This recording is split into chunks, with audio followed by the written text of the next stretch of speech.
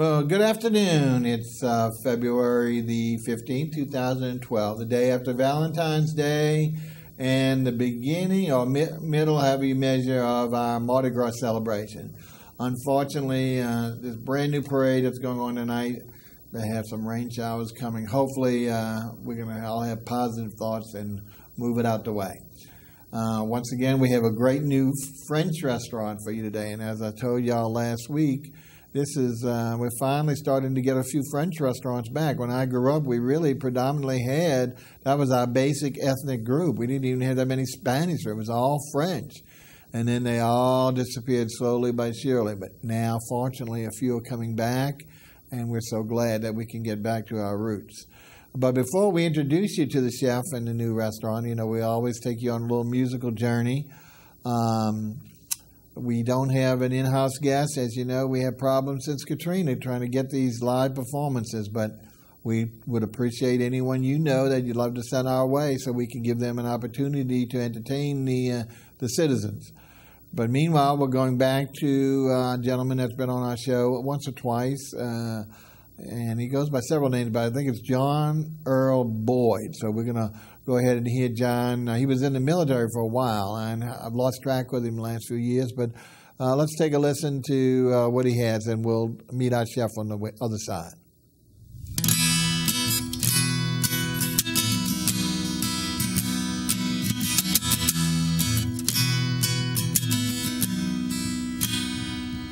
Baby, I don't care what you say, just make it beautiful. 'Cause the words that you meant won't set me free. It's the gleam in your eyes and the curl of your lips that lets me know that words are more than simple sounds.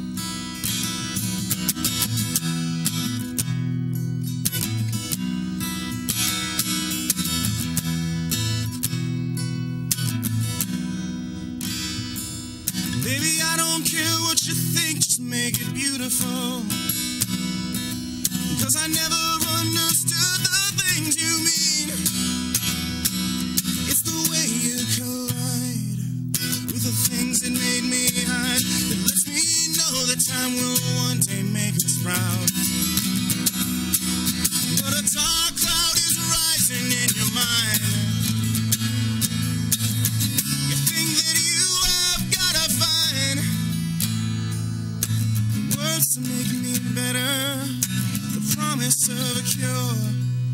And that's not why I need you in my life.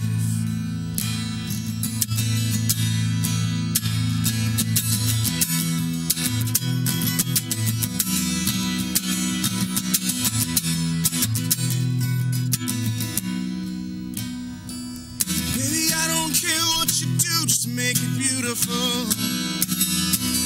'Cause the ways that you inspire are what I'll be. And in the middle of the night, when I'm closing every eye, that's when everything becomes so clear to me. But a dark cloud is rising in your mind. You think that you have gotta find words to make me better, the promise of a cure. And that's not why I need you in my life. Baby, I don't care what you say, just make it beautiful. Baby, I don't care what you think, just make it beautiful. Baby, I don't care what you do, just make it beautiful. And stay by me.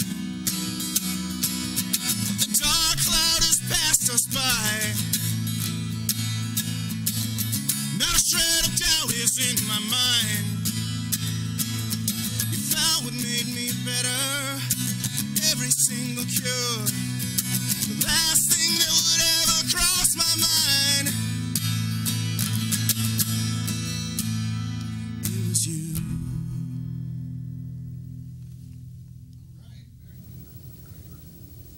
Okay, that was John Earl Boyd. I'll get it. He's got a nice voice when he sings softly, but I think sometimes his volume control is a little loud, maybe just for our studio. But I'm really not sure if he's still singing nowadays. Last time I talked to him, he was going to do some other writing and other kind of aspects. But who knows? Hopefully he'll come back, and hopefully we'll start getting you some new guests, because that's what we really would like to pair. We're doing fine with the chefs, but we just cannot get the musicians. And I guess there's too many other opportunities that are competing with us to bring someone in-house. But like I say, if you have someone, please send it to us. Okay, let's talk about, as we mentioned, that the return of France to our local cuisine community. Once again, we go back to our new restaurant row, and that's Magazine Street. And this particular, it's a bistro. So, and hopefully y'all know what that is, a little more casual dining, not necessarily the white dining cloths, and the menu a little less extensive and formality as fine dining. But we've got a very qualified chef, and the name of the restaurant is called C'est la Vie Bistro. Very nice, there you go. And it's something we all know and hear all the time, using our dialogue. And quaint little place, and we want to go ahead and meet the chef and owner, and his name is SEBASTIan BARDON, right? Sebastian, is that right? Yes, right. How are you? Okay. Tell us a little bit about yourself. Now, I know even though you're French, you are French and not a native of our city. So tell us a little bit about your background and what brought you here. Well, I'm from France, obviously, the Alps, border of Switzerland, Italy. The name of the town is Annecy. Annecy. I had my first restaurant. I was about 18 years old in this hometown, following my parents' footsteps. And I kept that for quite a few years, grew up my whole life in that restaurant with them, and took it over while I was 18. And then decided to take a little journey to United States. Okay. And that was about 9 years ago. So I've been here for 9 years now. So you came straight to us, nowhere else? Straight to New Orleans, wow. Nowhere else. Was there any, there's big cities like New York and all that. So. Yeah, no, New Orleans sounded the most appropriate for me. Great. Yep. And so you've been working locally in some of the French kitchens here that we have? I work in a few, mainly one on Maple Street. All right. And it was a French bistro too, French restaurant, let's call him a French restaurant. Okay, well, an important thing is you were applying your trade and then decided to go on your own, and that's adventurous of you, and we're so glad. How long has the restaurant been open now? Well, it'll be 2 months on the 19th, okay. So we're right about there, yeah. And let's go, I don't know, what's the exact address? Do you have it offhand? Yeah, 4206 Magazine Street. Okay. For those who don't do well with math like myself, or arithmetic, it's 2 blocks off of Napoleon, on the downtown side of Napoleon and on the river side of Magazine. So the nearest corner, it's only steps off of not Marengo. What's Ignatius? The street. I'm sorry. Milan. Milan, right. There's Marengo, there's Milan. I get confused even though I live in the neighborhood. So it's right near the restaurant that was on our show many years ago when they came on Ignatius. It's a couple of doors away from there. So it's a great little shop. It's really like 2 shops in one, because you go in and you go around, and you have. We're going to see some of the interior of the restaurant there as we go. It's got some great little dining rooms. Some of them, even if they're not intimate, they're made intimate just because of the space you're like here. You've got a great couple of little tables here, and then looking down the other side of the entrance, so you can see how they can be well divided. So about how many people do you seat? We sit about 58 people. Nice size for 60. So definitely. And then there's an upstairs. I don't think you have any seating upstairs. No, upstairs not. No, there's a bar, but is it dining on the bar or no? Well, we do have dining on the bar. Okay. All right. Now, right now, you're open for lunch and dinner. Is that correct? For lunch and dinner, 6 days a week. All right. Let's tell them what day. So we're closed on Sunday? No, we close on Monday. We're closed on Monday, traditional New Orleans day. Okay. Yep. And we're open for lunch and dinner all the other days? All the other days. Sunday, we have a brunch menu on Sunday. Oh, okay. So Sunday you have a brunch, but there's no dinner on Sunday night, huh? Sunday night we got Oh, dinner. you're doing cranking out You're dinner more too? Yeah, more than welcome to come. Oh, I thought y'all were waiting closed. for you. And a lot of restaurants will close and have the Sunday night and the Monday off. So you're really working hard. Mm-hmm. And what time is lunch start? About 11, somewhere around 11? 11. And then you shut down in between lunch and dinner? Correct. We shut down about 2:30, and we okay. reopen at 5 till 10. Excellent. And what to you to make sure that people understand, because we all throw these terms around loosely, and I tried to define a little bit about what a bistro is versus a cafe versus a restaurant. Why don't you give us from the true perspective of a Frenchman the difference, and that way we'll all hopefully be on the same viewpoint. Well, bistro for me, it's no pretension on the food. Okay. The food's got to be good. We don't have to pretend we're a fine dining restaurant. The food's just done right the way it should be done in France. Right. You will find my place in any corner of the street in France. Right. We are not, because we're French, we're not all 5-star restaurants. Right. So the key there, folks, is the precision and the procedures. In other words, he's not cutting corners to do something because it's not fine dining or more cafe style. Not at all, yeah. The key there is he's going through all the motions, and that's part of the problem, I think, with a lot of French cooking left, is it's so labor intensive. Everything is done from scratch. They don't know whether it's baking or whether it's cooking. They don't know how to start with pre-programmed or purchased, whether it's dough, whether it's bread. Everything is done from scratch. And so because of the time and the labor involved in that, that's what really brings out the French cuisine, and historically has made it number one for years, even though some of the ethnic restaurants, especially the Asian restaurants, the cuisines are much more popular than French is today in many areas of the world. At the same time, usually the comparison of the work involved to produce one of those dishes compared to a French dish is phenomenally different. That's why there's some confusions of a couple of, whether it's French and Vietnamese or French and another classification, to kind of, again, bring chefs and a little bit more expanse to the restaurant. Okay, now what we want to do is actually take a look at some of the pictures, and I will have to apologize up front in that for some reason these old eyes or this old cameraman did bad, and we either destroyed or skipped the soup and the salad portion. So we're going to go over those, but we're not going to have pictures for you, those categories for you, so I do apologize that. But we do have appetizers, and we always start up front with 2 or 3 appetizers, and what better way than doing, and he's fortunate here, he really has 2 boards. Well, the first one that we're going to show you today is a cheese board. So what a neat way, what a typical French way to start a meal, and especially for more than one diner. Even though it's adequate for one, this is great for a table to people to sample. Let's go over the different elements that are on the cheese board or cheese plate, so the people will understand. Why don't we start at the left? First with that green element. That's not cheese. What is that? No, that'll be apple slice. Okay, Just slices to of fresh apple. Can't beat that. A little fruit. And then we're starting with, is that brie? So we got a brie. Okay, for people who are not familiar with brie, can you explain that a little bit to them? The brie is a soft, Very soft cream right. cheese, which is the basic of the. We go in progress on that plate. That'll be the one cheese that everybody can eat. Okay. And well, the brie, the only question, and Americans never seem to get it right, is whether they're able to eat the outer coating or not, the white.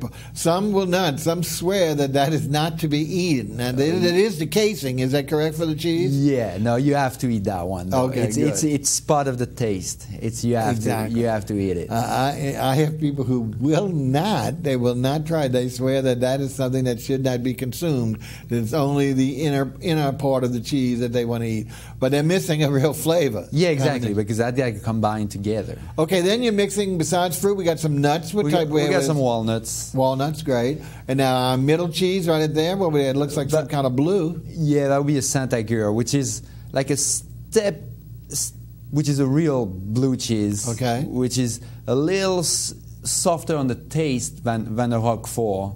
Which is, yes, a little stronger. It's a little bit less stronger, to be honest. Roquefort would be stronger. Yeah, obviously. that's the Roquefort is stronger. Yeah, the Roquefort is stronger. That's what Saint-Agur is just a right middle It's way better than a gorgonzola cheese from Italy. Right. It's just right next to the same region in France as Roquefort. Exactly. It's just softer on your palate. Well, that's what I see people who eat Roquefort is that it's so strong they will eat a small little portion and never be able to eat more again because it's just too strong for them.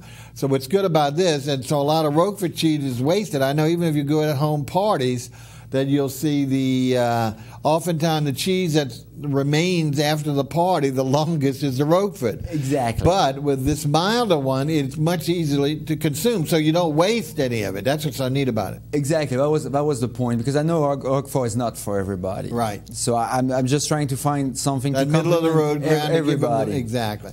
All right, and then we have some more nuts. Is it still more? Still walnuts. Walnuts, and then our last cheese. The last cheese is the Saint-André, so which would be like the big brother of the brie. It's a triple cream cheese.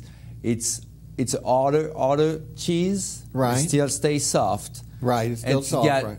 It's got a stronger taste than brie. Yeah, I think it has much more flavor. Brie is so mild, and not that this is over strong, but there's much more noticeable flavor in this. And it's Saint Andre, is that what it is? Saint Andre, yeah. Beautiful. And then we finish it off with what kind of some fruit? Grapes dipped in just in a little syrup with sugar. With a little sugar on it. So what a great play. Now, in fact, nowadays we Americans have finally learned in some cities and countries, cheese plates are served as desserts as opposed to entrees. So more Italy, I think, than France. Correct. No, France, we do that right before dessert. Right before so you're more than welcome to do it right before dessert. So it doesn't have to be for your appetizer, and at the same time, but I do think it's a great way to start because of the mixture.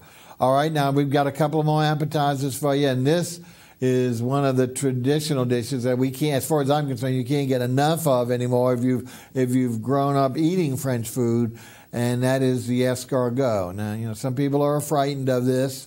Us Americans, we don't. If we find out what it is, sometimes our taste buds are not taboo, but absolutely delicious. And we had a debate whether this was.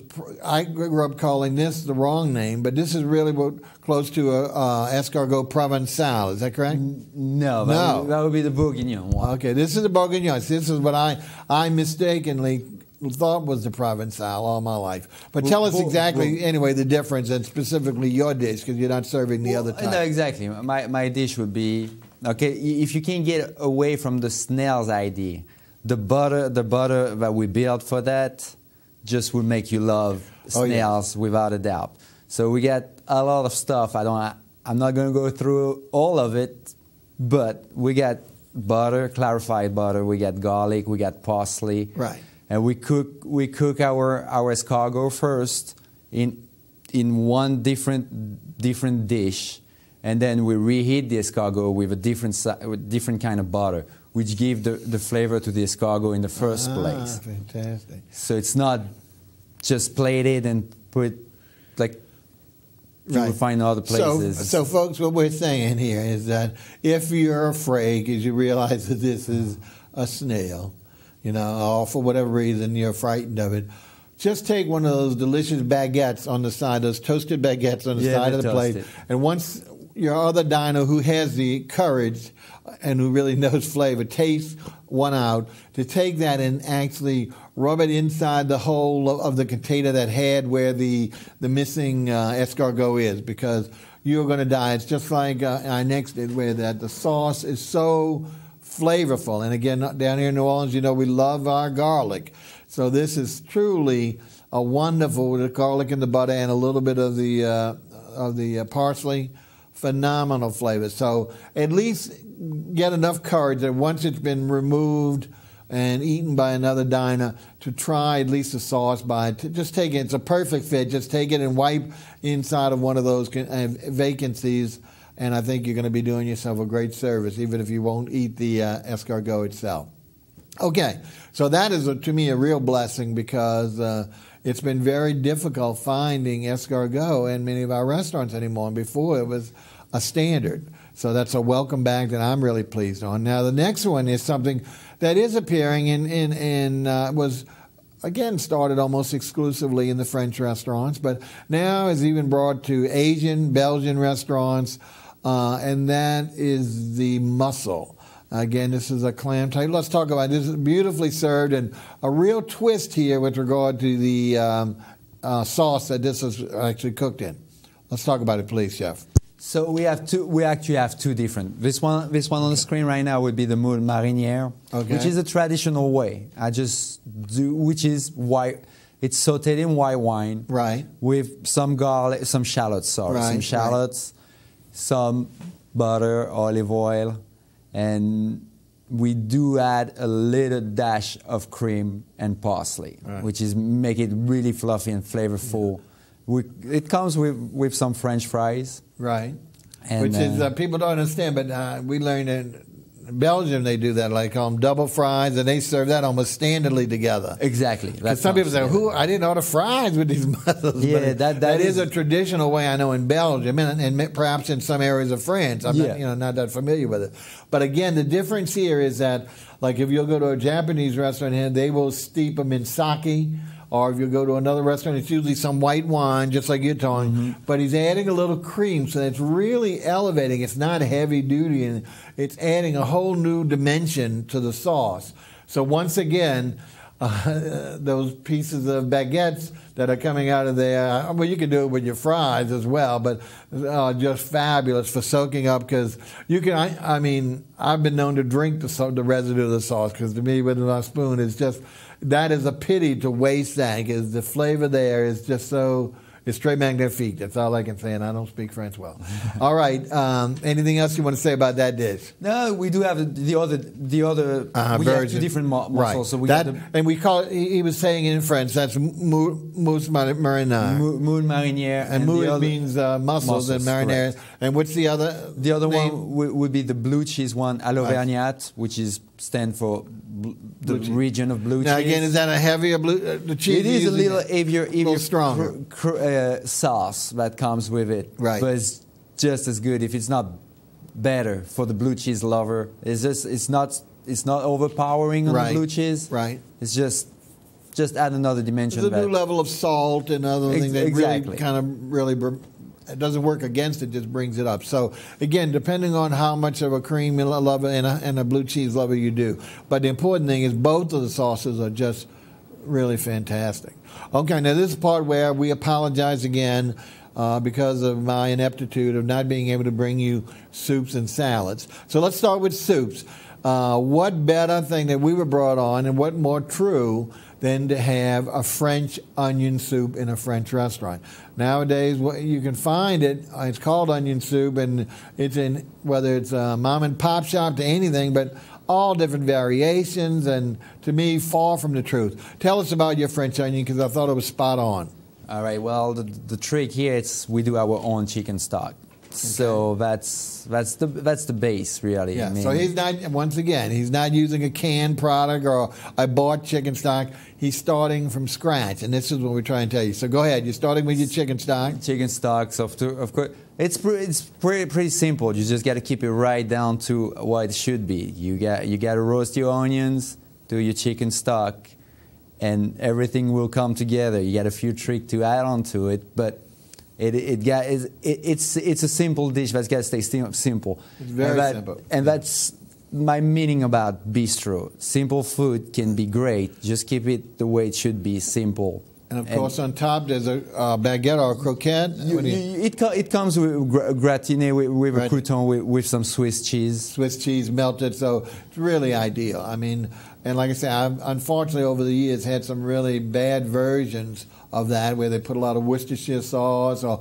all kind of coming in. And they don't claim to be French onion soup, but they just, carry that because that was such a tradition in our restaurants early on. Now, you do have, and that's standard on the menu, the French onion, obviously. Yeah, so. it comes. Now, it comes. Is there a soup du jour, or is there just another soup that you do? No, we do have soup du jour, which would go every night. We're trying to change it every night, so I can give you example. Yeah, let's talk about a few of the ones that you're doing, so people will hopefully enjoy. Because I'm a soup lover too, and I'd love to hear, especially as we're just getting some cool days right now still.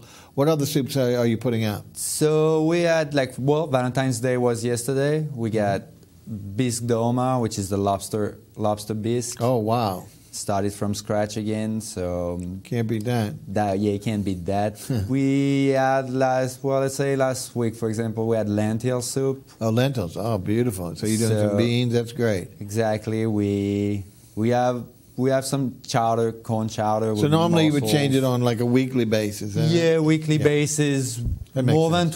than twice a week, to be honest. All right. Well, you can always call them if you want to know what they have. Again, what's good about having the fail-safe of having the default to the French onion, you can't go better than that. So even if you don't like the soup du jour, you can fall back if you still want soup and really be pleased with that particular version of the French onion. Now, salads. I know you have several salads. Let's tell them about a few of them before we move on to the entrees. What else? What kind of salads do we have? A few of them. Well, let's take with salade de chevaucheur, which would be the goat cheese salad. Okay. Which is spring mix. Right. With we get some shallots and a nice little crouton with goat cheese, but we add a little twist to the goat basic, cheese. But yeah, basic, and of course it comes in France. It comes with diced bacon sautéed in red wine. There's the key. And we have the other popular salad right now, which is salade du berger, which would be a spring mix salad again with walnuts, apple, some blue cheese. And that's a really popular one. And all the dressing we have, it's house vinaigrette dressing. Okay, so you're making it yourself. I'm making it myself. We got vinaigrette?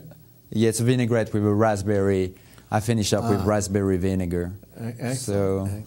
All right, so those, and again, now do they come in different sizes? Or yeah, we do, actually. So if someone wanted for an entree, because some of the ladies, again, have enough for soup and salad or whatever, so exactly. you can have it as an entree or just a side portion.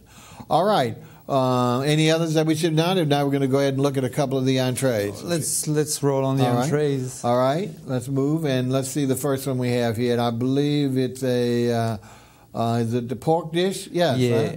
Look how pretty this is, folks. Why don't you tell us about all the ingredients? And I love the way it flows on the plate. All right. So this would be a pork medallion. So from the front so of the picture. So working basically from the right side of your dish, correct, going up. Going up. Going left and going up. Go ahead. Correct. What do we have first? That's where our pork is, huh? It's pork medallions. Medallions, so it's a tenderloin of pork. And it comes on a Dijonnaise sauce. Okay. And we're sauteing, how are we cooking the pork? So we sauteed it and we finish it roasted in the oven. Okay, excellent.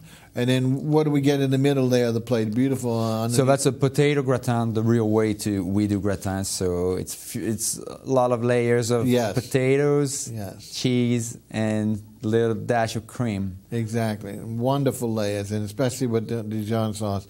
And then you finish it off with a little vegetable at the top? So that would be the real ratatouille. Okay. So, and for those who know what ratatouille is, why don't we go and tell them that, because it's hard to see from the picture. So that's a dish from southwest of France. Right. It's a mix of zucchini, yellow squash, tomatoes, eggplant, celeries. It's all cooked together. At the end, it's cooked together. It's sautéed separately and cooked together at the end. It's just good. Another Any dish type of sauce? I know it makes a sauce, but I don't know if you. There is tomatoes, so the sauce you have with it's really the juice of all just those the natural vegetables. juice of tomato. Exactly. So it's not a tomato sauce like we think about. It's very pure and clear, but the hint of the tomato flavor. Exactly. Excellent. And there's a little close up of it. Absolutely. If you like pork, just a beautiful presentation, and of course the potatoes really bring it up. The Dijonnaise sauce, it's really, there's a few more things to the Dijonnaise sauce. It starts with the real... Not just liquefying the mustard. No, it's a real Dijon mustard to start with. Right. The pork would be finished to be deglazed with cognac, brandy, cognac. Okay. And then we add up a few other stuff. Can't beat that. Okay, I love the flavor. It was just fantastic. All right, now, we want to move in besides the pork. I think the next dish is the chicken. Let's see what we have here. The duck. No, my favorite, the duck. This was what I went first and loved, and ate it again the second time. Just magnificent. Beautifully done, and this is it a whole duck breast, or how do we? Yeah, it's a 7-ounce duck breast. Right. So there's no bones, anything. No. It's really great. It's all edible. Meat. That's the key. Pure meat. Tell us a little bit how you do that, and the wonderful sauce accompanying it. So the sauce, it's a lingonberry sauce, which Now, we're down here. We don't hear much about that particular lingonberries. We don't. I mean, we always associate that with the north. So, can you tell us a little bit about what a lingonberry is? Or? Lingonberry, no, it's from Sweden. Okay. It's sweet, but not too sweet. That's why we're able to. It goes great with meat. I got it. Okay. Because it's not overpowering sweet. Yeah. It just give it a dash. It comes with a demi-glace. Again, that we do demi-glace with the lingonberry, so you get a taste of. So there's a little sweetness added to the demi-glace taste. Exactly, but not overpowering. Because that's the problem with too many people love. Well, Americans unfortunately love sugar.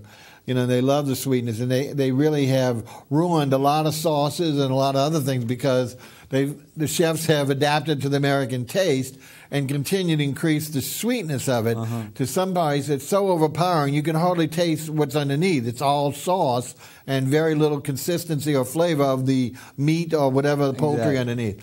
Here you don't have that. Just a hint of the lingonberry, and be worthwhile. Tell your children, whatever. If you're not familiar with lingonberry, look it up in the. Google it and you can tell what it is, but it does have a little bit of a sweetness, but not like a cherry or something very, very sweet. Yeah. Now, once again, we go to potatoes, but everybody's favorite, mashed potatoes, and done beautifully. Tell us what kind of mashed potatoes we have here. Okay, so that's mashed potatoes only made out of Yukon potatoes. All right. And, of course, there's a little bit of butter, cream, and nutmeg, salt, and pepper. And it comes again with ratatouille, just the same way it was done with the pork. Right. So there you go. And again, that ratatouille is not always. That's not your standard. It was just because we did these all together. We try to keep it as a standard so far because I really believe in that. I'm not too much into the steamed vegetables that you find everywhere. Well, like I say, if you had to go to a standard, you got the best because too many places will do the same. Steamed or sautéed the same vegetables, the carrots, the zucchini. Exactly. The flavor is so bland, and so whereas here you really have natural flavors popping out. So that's exactly. It might be the same vegetables, but the flavor difference is well worth it. So, okay, now we have one more of the entrees for you today, and this is, we want to give you a sample of a fish. So tell us about what we have here. That would be the grilled salmon. So it comes with a red peppercorn. So are you doing the filet again? What are we doing here? Yeah. It's a salmon filet. It's grilled. Okay. Finished, baked in the oven. All right. It comes over Alekan rice. Alekan rice, it's a steamed rice, but we add green pepper, red pepper, onions, celery. It's all sautéed together. Okay. I think the next picture of it will show it a little bit. You can see a little bit of the red pepper in the sauce down at the bottom. Red peppercorn, which is a great thing. It's not overpowering. It's not black peppercorn. That's what I really had never known there was a red peppercorn. I've always had the traditional. They are harder to find, trust me. Huh? They are to find. So if you put side by side a taste test, how would you describe the difference between the red and the black or green, whatever you call it? The red, the peppery taste of it is not overpowering at all. It's we have a green peppercorn sauce for our filet. Very for strong. Example. Yeah, very great, but they are strong. Exactly. It's peppery. It's soft. It's not hard black pepper. It's just gonna melt in your mouth. Right. And it just complements beautifully a butter lemon sauce. And then what do we say? We have the ratatouille on the side again? We have the ratatouille again, yep. Excellent. Okay. All right. We've got a few more minutes, so let's talk about a few other items on your menu from the entree section before we throw it back to the musician and move on to the other areas of the menu. Can you tell, let's see, what about, what other meat or fowl that we have? Do we have a chicken dish? I don't remember having a chicken as a special. We do have the filet. The filet, like I was saying. So this one do come with a green peppercorn cream sauce. The traditional way. Yeah, traditional way. So it really good. Then again, it come with a potato gratin, like the duck would. Okay. But how about, we just wanted to talk about some of your specials. Exactly. I know I had a chicken special the first time I came. It was absolutely divine. Yeah, so we do specials. Okay. So we'll go from always the same thing. We'd keep it traditional French basic food. Okay. So we would have but what we've been doing those past 2 months, we had a coq au vin. Coq au vin, which is superb. But tell them, for those who don't know, of course, Coke is chicken with wine, but Red wine. Or red wine, not It's a white called wine. Too many people think it's all white wine. No, the coq au vin would be red wine, and it's cooked with a lot of vegetables.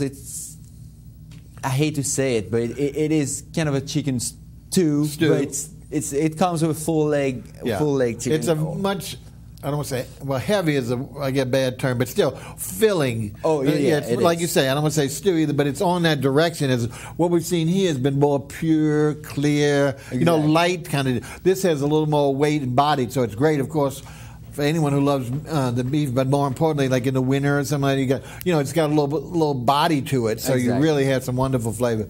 Anything else that you would do on a special? The cassoulet. Oh, wow. For those that don't know, that's one of my favorite. When we used to call that peasant food, and that's terrible to say that, but I know it was not probably served at the finest dining restaurants. Tell us what cassoulet is, but it's just so fulfilling. Cassoulet, you start off with navy beans, and of course you get sausage, you get pork, it's a wonderful dish. Then again, it's a fruitful dish. It's traditional French dish from southwest of France. It's just really good. We have real good success with it. I think we associate so well with it here because of our dishes, like our jambalaya, stuff like our bean dishes, where, and it's not anywhere near the same other than some of those ingredients are put with the rice dishes and form that kind of, I don't want to say one-pot cooking, but one-pot dish for service. It is what it is. So the coq au vin is, we had probably what you had the first time you came. There was a poulet basquez, which is chicken basquez, which is, all those dishes are like fulfilling. It's a one dish.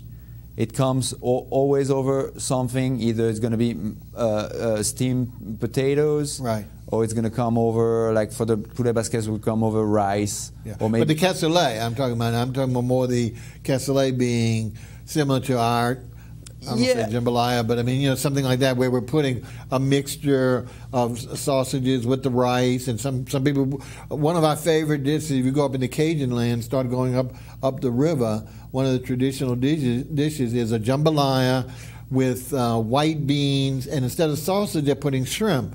But again, they're mixing the white beans with the jambalaya, so it's a similar kind of concept, but of course done with the sausages and the navy beans. Exactly. So that's why I think we associate so well with it, is that because we have our own variations, not necessarily copying, but we've developed our own in our little area, small towns. Exactly. And so we can certainly identify in it. And there was really only one or two chefs here in the city that ever did cassoulets in the French restaurant. So nowadays it's very important to get. Okay, anything else you want to say about entrees? Because if not, we're going to go ahead and take a listen to the musician. Or anything about cassoulet, about entrees. Any other one you want to throw out there real quick? No, because we do have those specials. And yeah, by the way, we have a fish special every night on top of our grill salmon. Every night you have a fish? Oh, okay. Yeah, so it'll go from... And what type of fish we use some local fish as much as we can. Of course. So we have mai, we have groupers, we have... Well, that's great. And then we'll do a different sauce on all of them. Well, I think that's important because, with the idea of moving to health, a lot of people are moving to fish. Whereas before, the fish was kind of the extra item, where nowadays steak is your mandatory item, but at the same time, it's looked... Only if you're a real meat eater, most people are gravitating toward the fish or the poultry. So I think that's a great idea to do, and especially to have something beyond the salmon, because even though salmon is fabulous, it's got such a fixed taste, whereas the others will give you a different variations. And so I think that's great. Okay, we're talking to Chef Sebastien Bardon, and his new restaurant is C'est la Vie Bistro, open 6 days a week, I think he said, for lunch and dinner, Tuesday through Saturday, and Sunday brunch. Then we're going to come back and talk about that for a second in case there's any difference. All right, now we're going to go ahead and listen to, we have our young man, not in studio, but on tape, John Earl Boyd, and we're going to hear another song from him, and then we'll come back and talk about beverages and desserts at the Great Little Bistro. So let's go ahead and take a look and listen to John Earl Boyd. Beneath Your Feet, and basically it's inspired by New Orleans. I used to live downtown. I used to hear the sirens going off all the time and everything, and kind of inspired me to write this song. So it's about the steps you have to take for healing. So here goes.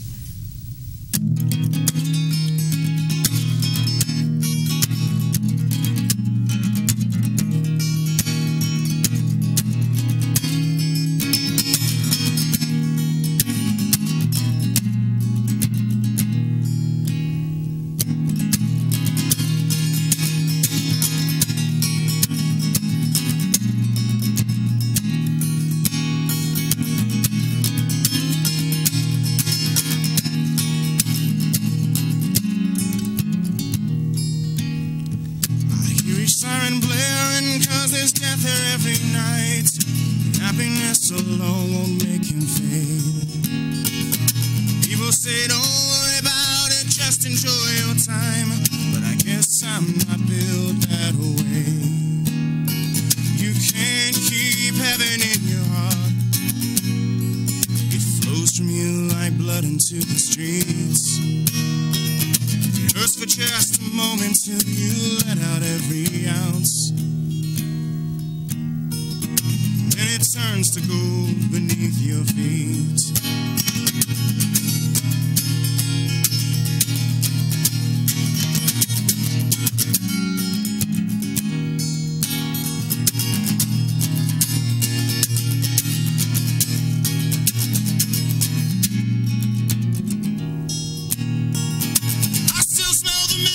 From each house in disrepair, 'cause money by itself won't got a home.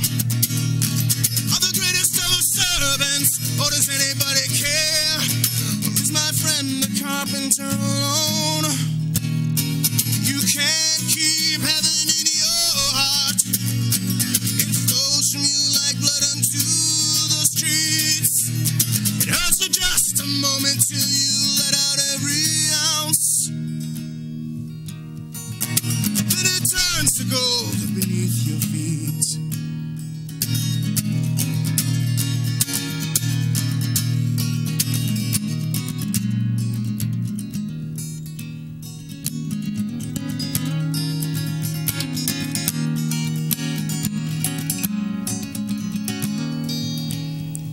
I see a million souls with memories to erase, and I can only weep with gentle eyes.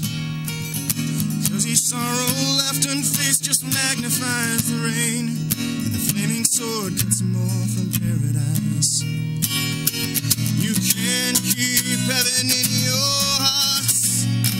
It flows from you like blood unto the streets. It hurts for just a moment till you let out every ounce.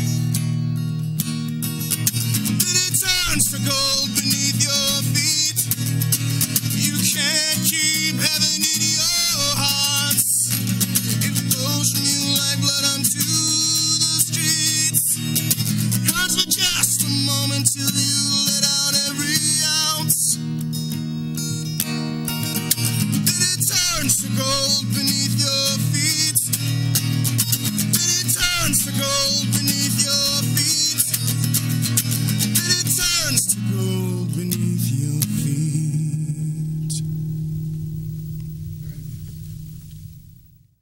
That was John Earl Boyd, and he'll do one more song for us at the close of the show.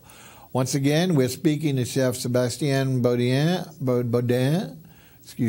from France, no doubt, but came to our city 9 years ago and now has opened his own little bistro called C'est la Vie. Can't be better name than that here in New Orleans.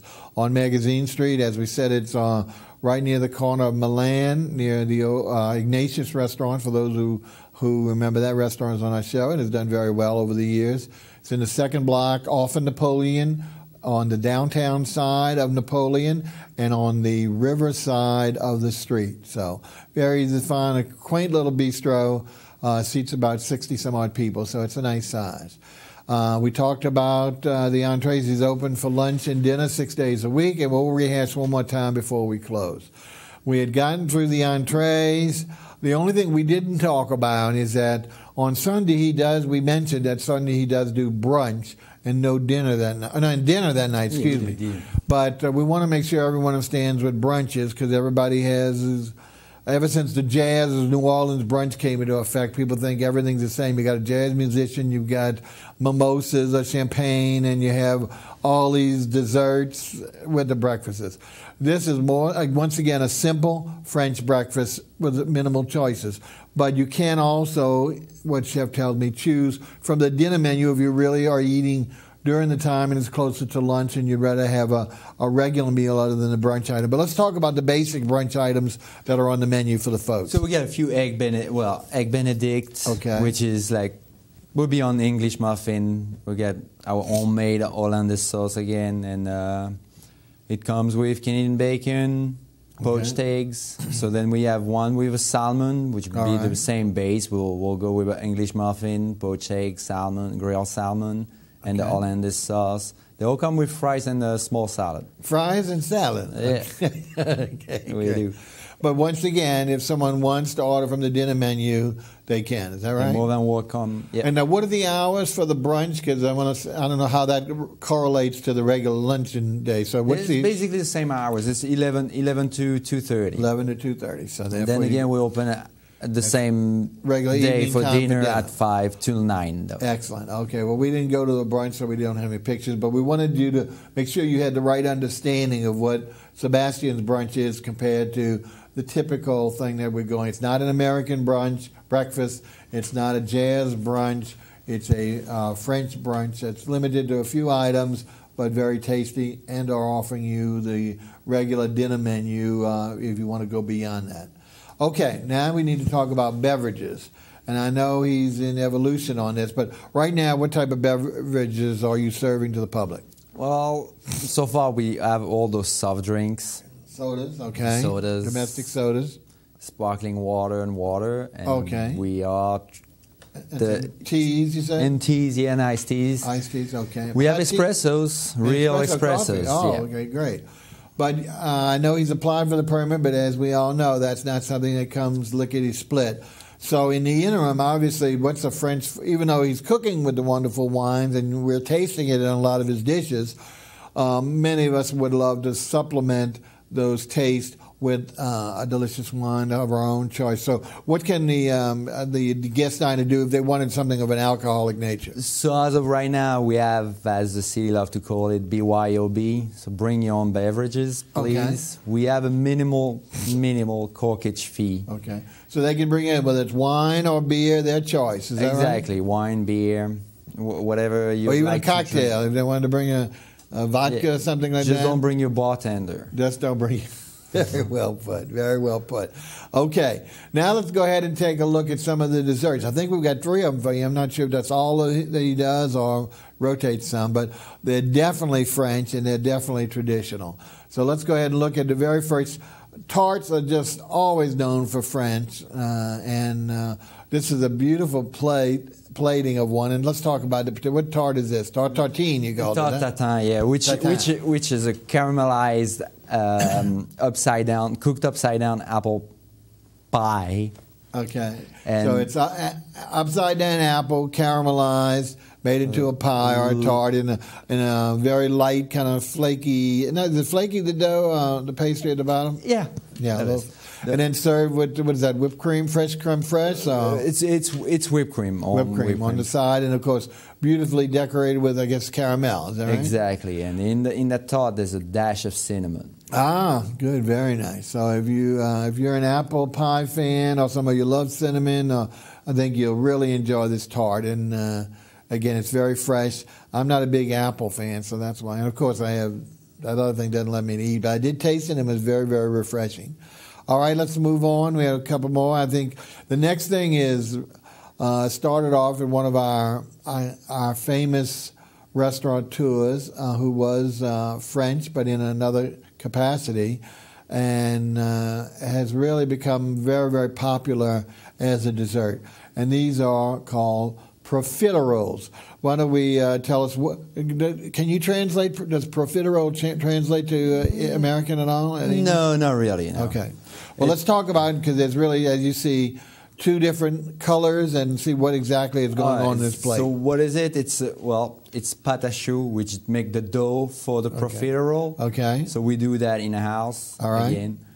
And so it's filled. We fill it up at the last minute with vanilla ice cream. Okay. So we cut them in half, fill them up with vanilla ice cream, top it off with chocolate sauce, and it comes with whipped cream, homemade whipped cream. Okay. That's so the two for different, those, the best thing, if you've never had a profiterole, and like I say, not every restaurant has them, but they are. Once you taste them, you're going to swear by them. It's like a cream puff. If people know what cream puff, the pastry is a little lighter because sometimes cream puffs can have a real heavy pastry. It's that same kind of look to it if you didn't have the top. But instead of stuffing it with whipped cream or creme for whatever they've got in it or any kind of pie filling, they're stuffing it with ice cream. And vanilla is the traditional way to start. And then to put on the hot chocolate on top of it so it forms and coats. And you sprinkle it, looks like with a little powdered sugar? Yeah, we have powdered sugar and powdered cocoa. Just like we do beignets. And so those are the two chocolate items. That would be the ones on the diagonal. But the other two are not those are actually meringue. Is that fresh meringue? No, those. This is whipped cream. Whipped cream. Okay. Yeah. And once again, decorated with you have caramel on the whipped cream. What do we have on the whipped cream? On the whipped cream, still the chocolate. Just chocolate. The chocolate sauce. Yeah. Okay. It's all about chocolate. Well, I tell you, that's more. One person really couldn't eat that day, even though it says, it's only 2 items. It's really 4 as it sees, and it's very, very filling. So this is a great dessert to share. And again, so refreshing because it's got the coal as well as the chocolate. So it really takes, for those who love almond cream puff, love it, but when you fill it with ice cream instead, it just brings it to a whole new world. Okay, so definitely, if you want to try something new or you haven't had, or you really want to substantiate your belief, definitely try the profiteroles. Now, last but not least, we have one more dessert, and this, of course, is very, very traditional French, and that would be a creme caramel. Caramel, how you pronounce it. But let's talk about what, and some people say it's flan, and I'm not sure the difference between flan and creme caramel. The only difference between the flan and the creme caramel is the flan, you cook your milk and your egg first. This is cooked all in the same time in a bain-marie, like in a steamer. So we do not cook the eggs or the milk first. Okay. So that's the only difference. It is a custard. It is a yes. It's not. It's an egg custard. It's not as thick as a flan. It stays lighter because we do not overcook. Flan also usually, for some reason, gets a little dark and a little heavier. I find. Is that right or not? Exactly. Yeah, exactly. Whereas this is the lighter version. Yeah, because they're both delicious. So I'm not comparing both one over the other. This one's the traditional way of the creme caramel. Yeah. So of course you get it's cooked with the caramel underneath, and when we open it up, the caramel just flows on the plate and on the top. So this, if you like custards, egg custards, it's really, like I say, this is really a great. Profiteroles, of course, my top choice here, but other than that, this is really, it has a great look of it. So really, really great taste and very, very light. So you don't feel full as. Maybe the tart might be a little heavier. It's not in itself, but of the 3 dishes, that you really got to have still a little hunger. Here, it's light where you can get through most of the stuff without feeling bloated or anything like that. So this is definitely a great light, refreshing. And what better way than to have a nice cafe au lait or a nice coffee espresso or something like that? Yeah, espressos. Wonderful way to finish the meal. Okay. Is there anything else we want to talk about before we close up for the day, Chef? No, I think you guys just come and visit us. That's the most important thing. You couldn't have asked a better thing than to bienvenue. So again, one more time, we've been delighted to have Chef Sebastien Baudin, and been with us 9 years in the city, working at other places, but brought his talents to his own place on Magazine, the fabulous new C'est la Vie Bistro, and it's right on the corner, near the corner of Milan and Magazine, 2 blocks off Napoleon, on the downtown riverside of Napoleon and Magazine. Open 6 days a week, Tuesday through Sunday. Open for lunch, Tuesday through Saturday. Is that right? Saturday lunch. Dinner, Tuesday through Sunday. And then Sunday, a brunch, which would include your choice of the dinner entree or several of the traditional French egg recipes, like eggs Benedict. That's the very well-known traditional egg dishes. Okay, Chef would love to see you there. Now, of course, this weekend he tells us we should have brought in, because of those who see this before Mardi Gras, he is kind of doing his regular dinner meals, regular hours. Is that right? Yes. But in addition to the normal menu, you're also doing some, again, a lot of the people who go to the parade route don't want to sit down, so they're doing some sandwiches. Is that right? Sandwiches, and then we're putting aside the French theme for a minute, but we're doing everything again from scratch. We have pulled pork barbecue sandwich, chicken sandwich, and sausage sandwich. Okay, we thank you. We got to go. But he has aimed to please. But give him a try, whether it's now or after Mardi Gras. You'll really love it. So next week, it's Mardi Gras, and it'll be Ash Wednesday, so we probably will not have a show. We'll be showing the best of the oldies. Have a great Mardi Gras, and we'll see you at the restaurants. Okay. This song is called Desert Sand. It was inspired by the story I heard about a woman crossing the Arizona desert to find her husband here in America from Mexico. And it's basically about how you deal with doubt. So here it goes.